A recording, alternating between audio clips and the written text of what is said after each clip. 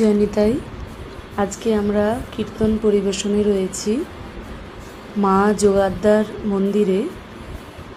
সতীপীঠের মধ্যে একটি সতীপীঠ বর্ধমান জেলার অবস্থিত মঙ্গলকোট থানায় ক্ষীরগ্রাম।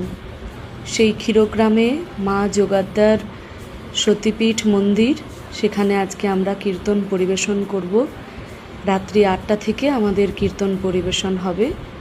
খুব সুন্দর এই যে মন্দিরটি দেখছেন, এখানে মা বছরে একবার 31শে বৈশাখ আসেন এবং সারা বছর থাকেন উনি জলের মধ্যে।